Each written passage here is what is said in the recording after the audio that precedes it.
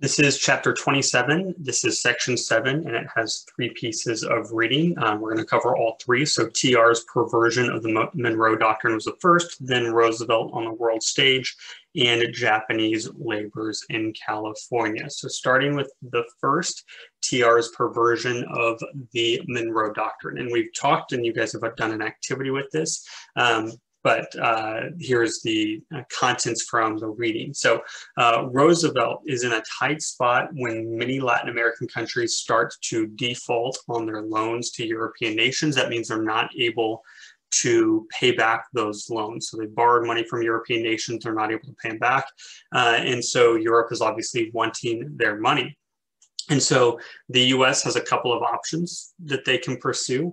They can let European leaders come and collect their money from Latin American nations. The problem is that would violate the Monroe Doctrine that said that Europe would stay out of Western Hemisphere affairs. The other option was to just allow the Latin American nations to be delinquent on their payments. But obviously Europe is not going to be pleased with that option. And so what Roosevelt ultimately chooses is to add a corollary to the Monroe Doctrine. And corollary is just like an addition or an amendment to the already existing document. We'll see what that is on the next slide. And so what the Roosevelt corollary says is that the United States is going to intervene in Latin America and collect debts for Europe. So Europe will get their money, but they're also not going to need to come and be involved in Western Hemisphere affairs. So the US is going to maintain their position of as world police of the Western Hemisphere. The addition here is that not only will Europe not intervene, which was the part of the Monroe Doctrine that already existed, but that the United States would intervene on their behalf. And so this is not surprisingly not loved by the Latin American nations. And this becomes kind of a trademark of Roosevelt's big stick diplomacy policy. And we'll continue to look at the big stick and its implications over the next couple of weeks when we look at future presidents and what types of diplomacy they adhere to.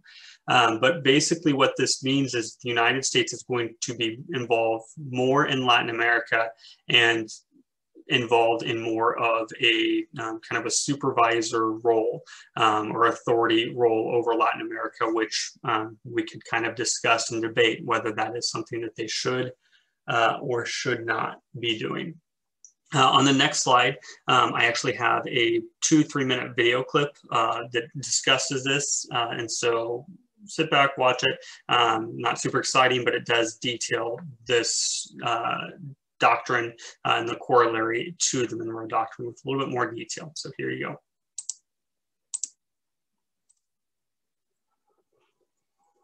The Roosevelt Corollary of 1904. This is an edict that expanded on the Monroe Doctrine of 1823. Ever since President James Monroe issued his Monroe Doctrine, the United States was looked on as the protector of the Western Hemisphere. Teddy Roosevelt was a realist, and the Roosevelt Corollary is it marks the acknowledgement that America is now a global power. The Roosevelt Corollary was brought about by a financial crisis in some of the small countries in the West Indies, principally the Dominican Republic. Dominican Republic had borrowed money from European lenders. When they couldn't repay the loan, the United States feared the Europeans would use force to collect the money. The Roosevelt Corollary made it clear to the world that America would use force if necessary to protect not only our country, but our neighbors as well. If a nation keeps order and pays its obligations, it need fear no interference from the United States. Chronic wrongdoing in the Western Hemisphere may force the United States, however reluctantly, to the exercise of an international police power. The operative words of the Roosevelt Corollary are, under no circumstances will the United States use the Monroe Doctrine as a cloak for territorial aggression. It is always possible that wrong actions toward this nation may result in our having to take action to protect our rights. Teddy Roosevelt's foreign policy was muscular and rather aggressive, like the entire presidency of Teddy Roosevelt. He's the one who coined the phrase "talk softly and carry a big stick." What that means is that diplomacy should be conducted privately, so you can give your antagonists a way of saving face, but it should always be backed up with force and with the suggestion that if diplomacy isn't forthcoming, force will follow immediately.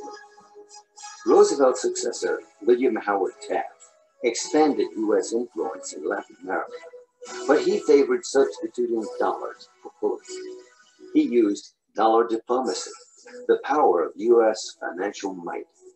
Taft's successor, Woodrow Wilson, favored building democratic governments in Latin America, and in this way, keeping European powers out.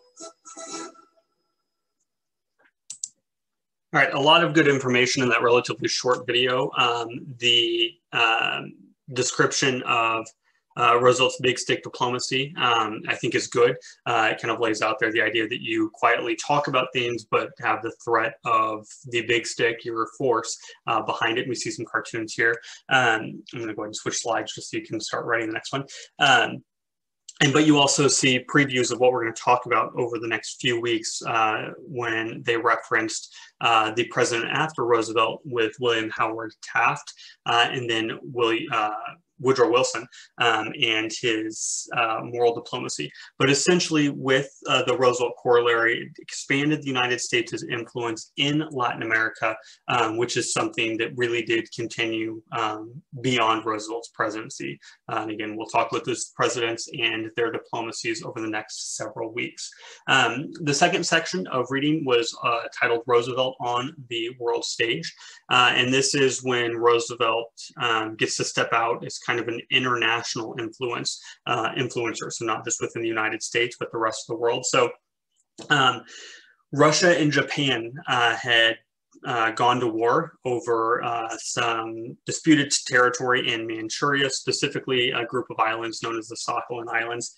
And the Japanese are basically pummeling the Russians, but your textbook says they are becoming short on yen and men. So basically they're running out of money in troops. But they don't want the Russians to know that. And so Japan asked Roosevelt to step in and be a peace negotiator. And the irony of this should not be lost, that Roosevelt, who was very aggressive, would be described as a war hawk, was being called in to negotiate or mediate a peace. And basically Russia and Japan would look to Roosevelt as an unbiased party. Now, whether or not he actually was, I think it could be argued, but that's why they would turn to the United States to mediate the conflict. And so Roosevelt takes this opportunity. They meet, representatives from each nation meet in New Hampshire, Portsmouth, New Hampshire, in 1905. And they actually do negotiate a treaty. And what ends up taking place is neither country is happy with the results of the treaty, which is kind of hard to do, that both of them leave unhappy, but the war ultimately is over. But with both nations being unhappy, that plants the seeds for some future conflicts that we have with both of them. And specifically today, we will look at conflicts that we have with Japan. But because Roosevelt did end the war, he was actually awarded the Nobel Peace Prize in 1906. So we've got Theodore Roosevelt, the war hawk, is awarded the Nobel Peace Prize in 1906. Which leads us to the final section and that increased conflict with Japan. There is an earthquake in California that really devastates the region. Fires break out, and this is its own historical event, not necessarily important for HOA, but there's just unrest in California, I think is the big picture that you want to pull from that. And so life in California is not great, and this leads to Californians looking for a scapegoat, and unfortunately is often the case. Minority groups are targeted as that scapegoat, and so a new what's called yellow peril engulfs California, where you have a perceived flood of Japanese immigrants moving into California and causing these issues within California. The reality is it's only 3% of the Californian population are Japanese migrants. And so this comes to a head in 1906 when the city of San Francisco and their school board decides to segregate Chinese, Japanese, and Korean students into their own school because they want certain schools to be set up for the white students. And so obviously a discriminatory practice, and Japan and specifically Tokyo took umbrage with this. And so to prevent a war, because it's basically one state in Japan who are disagreeing, Roosevelt intervenes and mediate what becomes known as the Gentleman's Agreement. And this agreement has a couple of conditions summarized here. First, the San Francisco School Board is going to stop the segregation. In exchange, Japan is going to limit the immigration of Japanese laborers to California by withholding passports. Now, Roosevelt, and I'll give you a moment here. Actually, I'm not. You can pause it. Roosevelt does not want to appear weak. Sorry, here's a couple images. And this is obviously from the early 1900s in California. And I include these just because you often learn about in school about the civil rights violations, the discrimination that took place against African Americans in the United States. But this was something that it was targeted to multiple minority groups. And so this looks very reminiscent of kind of Jim Crow era segregation, racism, targeted towards Japanese in California. And so, as I was saying, Roosevelt does not want to appear weak to Japan after coming to this agreement. And so he orders what's called the Great White Fleet to go on a diplomatic goodwill tour around the world. What Roosevelt's really doing here is attempting to show the rest of the world the United States' naval power. And so it's basically showing Japan, look what we have. Yes, we reached this agreement, but we are not afraid of you. And the tour ends, as your textbook outlines, with a stop in Japan. And the US troops are greeted by Japanese kids who are wearing kimonos and waving American flags while singing the Star Spangled Banner. So the reception is really great. And this seems to kind of heal to some degree the disagreements between Japanese and the United States. And so once the Great White Fleet is done, there's actually an agreement between Japan and the United States. It's the Root Takahira Agreement. And again, I've mentioned kind of the names of these agreements often are because of the people involved.